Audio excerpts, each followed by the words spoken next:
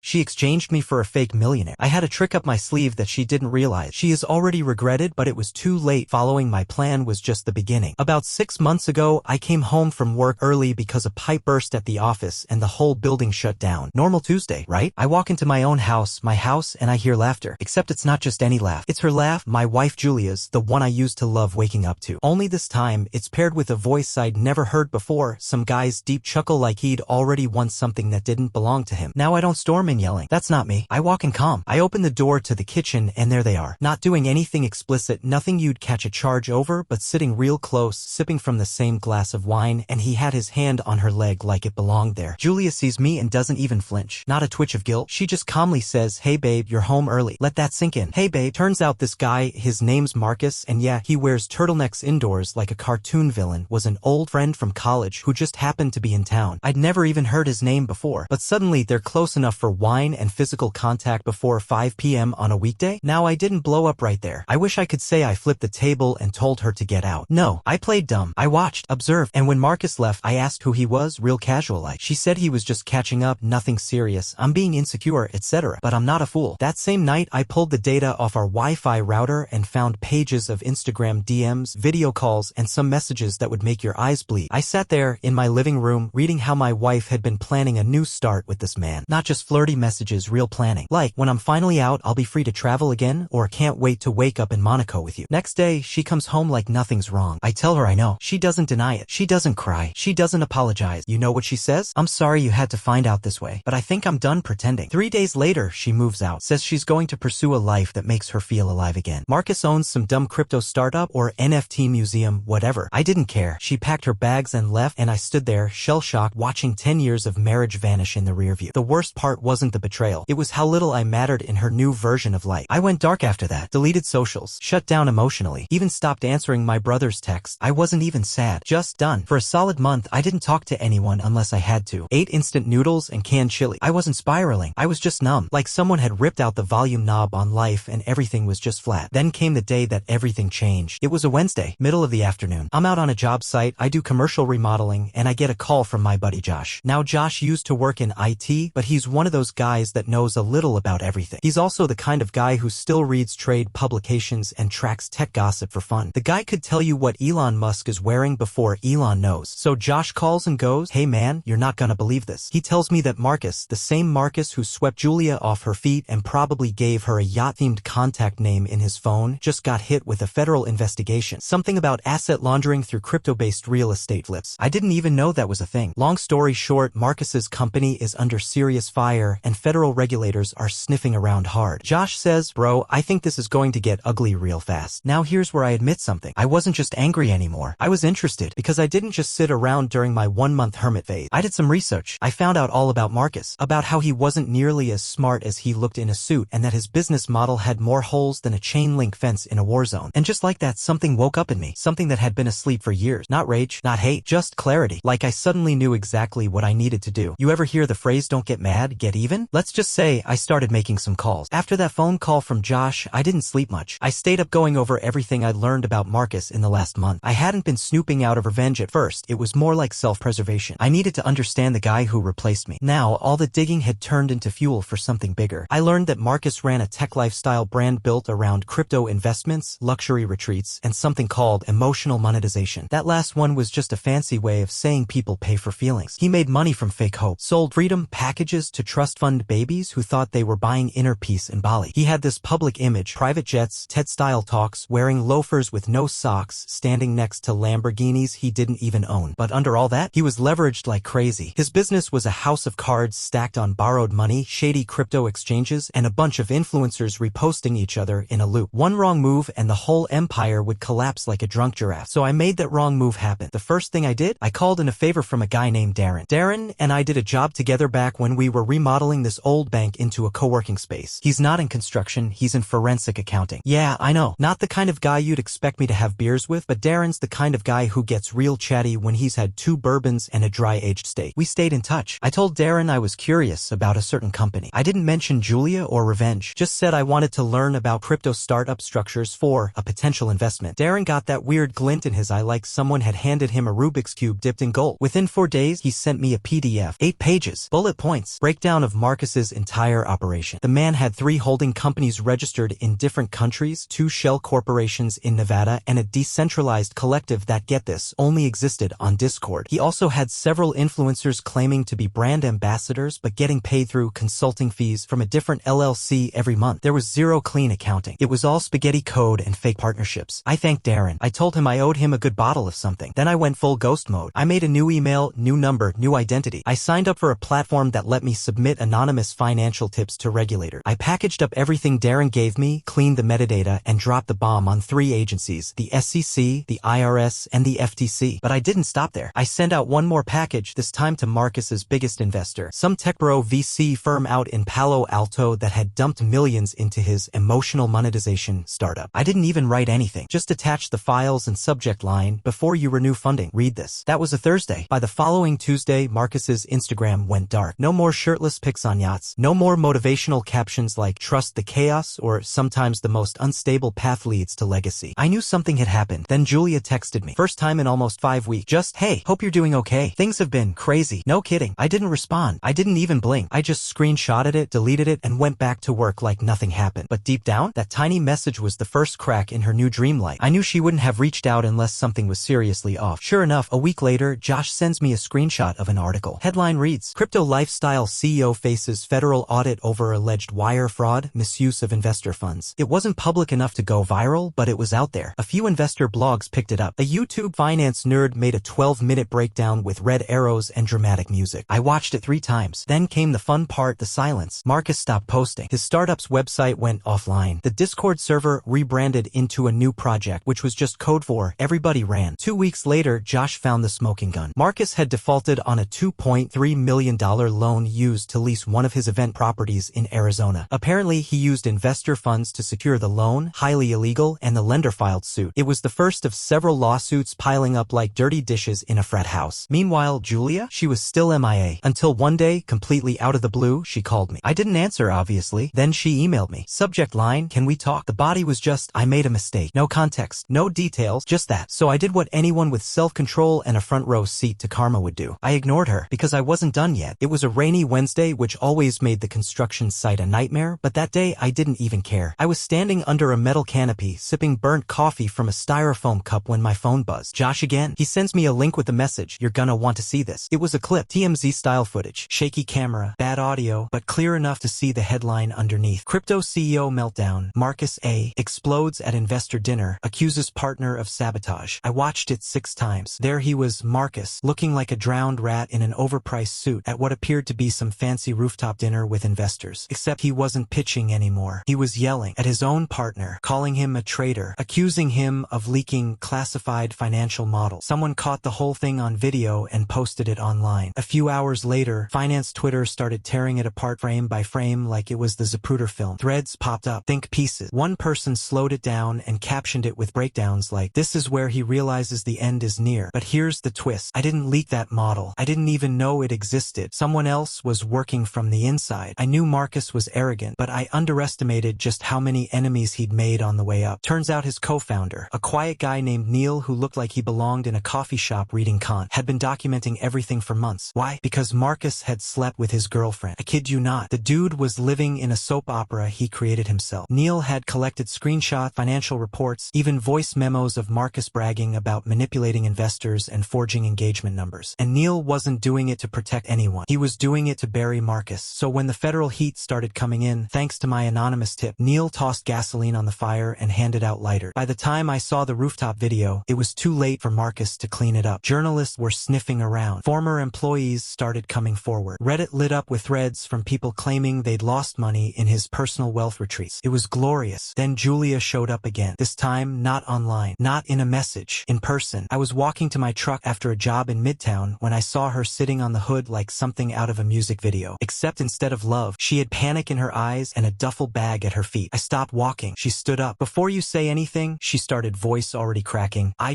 don't know where else to go. I stayed silent. She walked closer. Same Julia I used to love, but now she looked smaller. Not physically, just deflated, like someone had let the air out of her perfect life. Everything's gone, she said, eyes darting like she expected a drone to swoop down and arrest her. They froze his accounts. The house was leased. Even the car was in someone else's name. He left me at an Airbnb Airbnb with nothing. I said nothing. I know I don't deserve to ask, she continued, voice trembling now, but I don't have anyone else. Still, I stayed quiet, let her keep talking, because I needed to hear just how far the fall had been. She told me Marcus had flown out 2 days ago, said he was going to meet with someone in Singapore who could fix things. She hadn't heard from him since. His phone was off. His socials were deleted. The last message he sent her was a voice memo that said, sorry, just sorry. He took the last of his liquid assets and ran. And Julia? She was left with a few pairs of yoga pants, an empty bank account, and a handful of designer handbags that weren't even paid off yet. Now here's the real punch in the gut. She asked me if she could stay with me just until she figures things out. I looked her in the eye and asked one question. Why me? And her answer, that's what sealed it. Because you're the only one who ever really cared. That moment told me everything. She didn't come back because of love. She came back because I was safe, because she thought I might still be weak enough to help her. That was the moment I realized something terrifying and weirdly satisfying. She still didn't know it was me. She had no clue who'd set the avalanche in motion. No idea I was the one who planted the seed that made her perfect new life collapse. So I smiled. I told her I had to think about it. Told her to give me a day. Then I walked away. No promises, no anger, no explanation. After Julia showed up out of nowhere with her suitcase full of excuses and desperation, I told her I'd think about it. Truth is, I didn't need time to think. I needed time to finish something. That night, I called Josh again. I told him I needed a favor, something digital, something permanent. We'd already dismantled Marcus's reputation. The lawsuits, the audit, the viral meltdown, they'd buried his brand in a coffin lined with screenshots and subpoenas. But there was one thing left to destroy, the image of Julia as an innocent victim of bad luck. Because here's what she didn't know. I had every single message she'd sent to Marcus. Not just the ones on Instagram. No, I found her old backup email synced on our shared Google Drive. Apparently, when you rush out of your marriage, you forget to wipe the cloud. There it was. Weeks of chats, videos, photos, and worst of all, plans. They had mapped it all out like I was some inconvenient obstacle to be financially milked and quietly removed. He's boring, reliable, and totally clueless. Once the baby talk starts, I'm out. Once I get my half from the house, we'll be in Monaco by March. I need him to believe I'm still in love a little longer. Play the part. Smile at dinner. That was the one that stuck with me. Smile at dinner. They were playing house while burying the knife deeper every night. So I did what any strategic ex would do. I compiled it all, timestamp messages, photo attachments, calendar events, audio snippets, and built a clean, compressed PDF package. Josh helped me format it like a whistleblower drop. No editorial, just cold, brutal facts. Then I sent it to 3 people. Julia's parents, her 2 closest friends, one of whom had just loaned her money. And last but not least, the HR department of the wellness brand she was now applying to for a job, claiming to be a survivor of financial abuse. Every file was anonymous, but surgical. I waited less than 48 hours before the implosion began. Julia showed up again, this time banging on my door. I opened it. She looked like she hadn't slept. Eyes red, hair tied up like she'd yanked it back in a panic. She was shaking. What did you do? She whispered, like she couldn't even form the question. I asked you to give me a day, I said, calm as a monk. Guess I took 2. You sent them everything? She asked, voice cracking. Even the messages, the photos? I didn't blink. They deserved to know who they were helping. Then came the real twist. She collapsed on my front step, sat down right there on the cold concrete, sobbing. And you know what? For the first time in months, I didn't feel anger. I felt done. Not vindicated, not smug, just free. Between hiccups and tears, she confessed something I hadn't expected. He left me before the collapse. He knew it was coming. Said I was too much of a liability. Said I was optional. And just like that, she broke wide open. Every ounce of smugness she'd carried in that wine-sipping, yoga-breathing, turtleneck-loving fantasy had been ground into dust. The man she destroyed her marriage for didn't even stay to fight with her. He just ghosted. But you want to know the most messed up part? She still wasn't crying about Marcus. She was crying because she was alone. No investor, no Instagram follower, no support. Her entire social ecosystem had disowned her within hours of getting that little digital care package I sent out. Her brand was dead before it even had a website. I let her sit there for a while. Then I stepped outside, knelt down, and said the last words I'd ever speak to her. You played house with a fraud. You burned your real home for a rented condo and some lies dressed as freedom. But the worst part, you didn't just lose everything. You sold your own worth for nothing. She looked up at me like maybe she thought I was going to hug her. But I stood, walked back inside, and closed the door behind me. I watched her from the peephole for a few minutes. Eventually, she stood, wiped her eyes, and walked off, duffel bag in hand. No idea where to go next. And that was the true ending of her chapter. But mine is just starting. That after everything, the betrayal, the collapse, the cold execution of a takedown worthy of a Netflix miniseries, I'd be sipping whiskey in quiet victory. But the truth is, after I shut that door on Julia and watched her walk down the street, everything inside me got loud. The silence after revenge isn't peace. It's pressure. A pressure that builds when you realize the game is over, but you still have to live in the wreckage. The next morning, I got an email from HR. Not my HR, hers. The company she'd just interviewed with. She'd listed me as a reference, probably thinking I'd play nice out of guilt or nostalgia. Instead, I had forwarded them the document. All of it. They replied to say her application had been re-evaluated in light of concerning ethical red flag. Translation: she wasn't getting in anywhere now. Later that day, I found a sticky note on my truck windshield. Just 3 words, scratched out in shaky handwriting. I'm still yours. No signature. But I knew that handwriting like I knew my own. It rattled me. I checked my security cameras. Nothing. No footage. Battery had died 2 days before and I hadn't noticed. Dumb mistake. So I did what anyone feeling just a little too watched would do. I called Darren again. Told him I needed to know if Julia had access to anything. Bank logins, subscriptions, shared utilities, old password. We went through every account one by one. She hadn't touched anything. But then Darren asked a question I hadn't expected. Have you checked your location history? I hadn't. Turns out my old Google timeline was still running on a shared family plan I forgot to kill off. I opened it. Julia had been within 2 blocks of my apartment 5 times in the past 10 days. Twice in the middle of the night. That note on my windshield wasn't desperation. It was a warning. I tried to play it cool. Went to work. Laughed at dumb jokes. Ate lunch with the crew. But every noise, every glance over my shoulder, I was jumpy. And I don't spook easy. Then came the message. Not from Julia. From Marcus. It was just a single line sent to a private email I hadn't used in months. I have no idea how he found it. Hope it was worth it. No context. No threat. But the weight of those 5 words hit me like a cold blade. Because for the first time since this whole thing started, I realized they know. Julia must have figured it out. Maybe not all of it. Maybe she still thought it was just a stroke of bad luck. But Marcus? He knew someone torpedoed him on purpose. And his list of enemies wasn't long. I spent that weekend triple-checking my firewall, changing passwords, wiping old data, shredding physical mail, installing a new camera system with redundant battery backup. I went full prepper mode. Not because I thought Marcus would come after me directly. He was too much of a coward for that. But rich people with nothing left. They're dangerous in unpredictable ways. And Julia? She wasn't dangerous in the traditional sense. She was persistent. She texted again 3 days later. This time she didn't try to hide behind sadness or guilt. You think you won, but you're still alone. That one hit different because she wasn't wrong. Yeah, I burned her life to the ground, but I also walked away from something that used to be mine. Even if it was fake, even if it was broken. There's a strange grief that comes with setting fire to your own memories even when they were built on lies. And that's when the real twist landed. A letter, no postage, slipped under my front door. It wasn't from Julia. It was from her mother. She didn't say anything nice. Didn't defend her daughter. All she said was this: whatever happened between you two, I believe you were the best thing that ever happened to her. She lost the only good thing she had left. We don't condone what she did, but I wanted you to know you mattered. I read it 3 times, folded it, burned it, because part of me wanted to believe that it meant something, that I did matter, but the rest of me knew better. You can't light your past on fire and expect the smoke not to follow you. A month passed. No more windshield notes. No more late-night emails. Julia's number stopped trying to break through my blocked list. The silence was strange, but I wasn't naive enough to believe it meant everything was over. I kept moving like nothing had happened. Kept working. Kept eating my sad little bachelor dinner. Kept pretending I wasn't scanning every alley and hallway like I was waiting to catch a shadow. Then came the call. Not from Julia. Not from Josh. From an unknown number. I almost let it ring out, but something about it felt off. So I picked up. A tired, professional voice came through the speaker. Is this Mr. Wells? Yeah, I said. This is Officer Beck. Do you have a moment to talk about a Miss Julia Heron? My heart dropped. For a second, I thought maybe she'd finally snapped and tried to do something to herself or someone else. But what he said next hit even harder. She's been arrested. Attempted fraud and identity theft. You were listed as a potential victim. The rest came like a punch to the gut, over and over. Apparently, Julia had been trying to open credit cards in my name. Not new ones, old ones, using joint data from when we were still legally married. She'd faked our signature history, used old scan documents, even tried to reroute a refund check from one of our old service accounts. But that wasn't even the real twist. The officer told me something else. She was picked up with Marcus. I nearly dropped my phone. They weren't separated. They weren't torn apart. They had gotten back together. After everything, after he left her, humiliated her, discarded her like expired luggage, she still crawled back to him. And together, they tried to rebuild using pieces of my life. The plan was obvious. Marcus was broke. Julia had burned every bridge. So they tried to drain what was left of me, thinking maybe I'd forgotten, maybe I'd slipped, maybe I was still weak enough to be a target. That's when I laughed. Not because it was funny, because it was perfect. They weren't just broken people. They were parasites. And now, they were in custody. The financial institutions they tried to scam had all flagged it, probably thanks to the alert I'd put in months ago. All that prep, all those late nights locking down data, it paid off. But there was still one last surprise. 2 weeks after their arrest, I got an envelope in the mail. No return address. Inside, a letter from Marcus, written in all caps, blocky and rushed. You could almost smell the arrogance bleeding through the ink. You think you won, but all you did was waste your life chasing US. You ruined yourself more than you ruined me. She still loves me. You never had her. I sat there, rereading that last line. You never had her. He was right. Not in the way he meant. Not in some power trip alpha male way. But in the cold, real way, the kind that hits you when when the fog lifts and you finally see the truth. I never had her. Not the real her. Just the version she played for me. The one that smiled during dinners and called me babe in public while planning her exit backstage. The woman I gave 10 years to never existed. She was always in a different play with a different audience. I was just one role she cast. So yeah, I didn't have her, but I had something better now, the truth. And more importantly, I had myself. I didn't reply to the letter. I didn't even keep it. I took a picture of it, saved it to a hidden folder called Proof I Survived, then shredded the original into pieces so small it'd take a year to piece together. Julia and Marcus? They're just names now.